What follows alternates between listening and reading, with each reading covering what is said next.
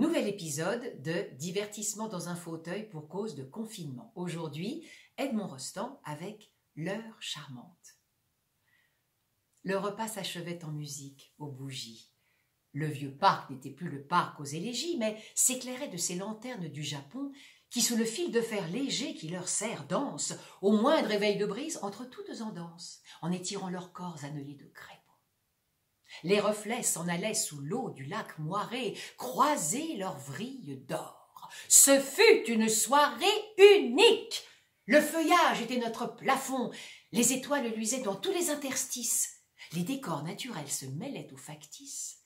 L'amour était frivole, ému, libre, profond. Le réel avait eu sa rumeur importune. Des ombrelles de pin se veloutaient de lune. Un désordre joyeux régnait dans le couvert. Les candélabres hauts de vieille argenterie portaient à chaque branche une flamme fleurie d'un lilliputien abat-jour mauve ouvert. Ce fut une soirée unique de magie et dont nous garderons toujours la nostalgie. Les cœurs étaient de choix, les esprits, Aristo, les silences disaient des passages de rêve. Puis les mots repartaient, ennoblis par ces trêves, et les âmes vibraient ainsi que des cristaux. On disputait de poésie et de musique. Un doux bavard faisait de la métaphysique. Les fraises, cependant, d'un tas pyramidal, s'écroulaient et roulaient sous les doigts des gourmandes. Les rieuses offraient moitié de leurs amandes. On entendait quelqu'un qui parlait de Stendhal. Et les glaces fondaient, minuscules banquises, en délivrant des fleurs qui dedans étaient prises. On se sentait parfois dans une extase, et puis on ne savait plus trop d'où venait cette extase, si c'était du joli mystère d'une phrase ou de la nouveauté d'un couteau pour les fruits.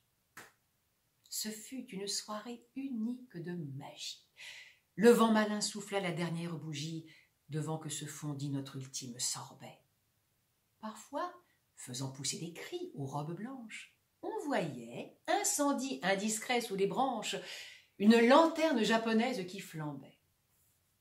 Et nous augmentions l'exquis de cette fête, de la sentir frivole, imprudente, inquiète, et délicat devin d'un brutal avenir assuré de bientôt périr, et quels artistes! Tous, nous la savourions charmée, finement triste, comme on fait ce qui doit et ce qui va finir. Et ses chants, ses propos, ses clartés et ses femmes, et la communion légère de ses âmes, et ses plaisirs polis et doux d'honnêtes gens, honnêtes mais pervers un peu, ses nonchalances, ses voix discrètes, ses musiques, ses silences, cette complicité parfaite d'indulgents, la fraîcheur sous les doigts de ses perles, ses grâces, cette confusion d'esprit de toute race, ces minutes, ce parc où l'on était si bien, joignait le charme encore à tant de charmes rares, de tout ce que déjà menacent les barbares, de tout ce dont bientôt il ne restera rien. Nouvel épisode bientôt.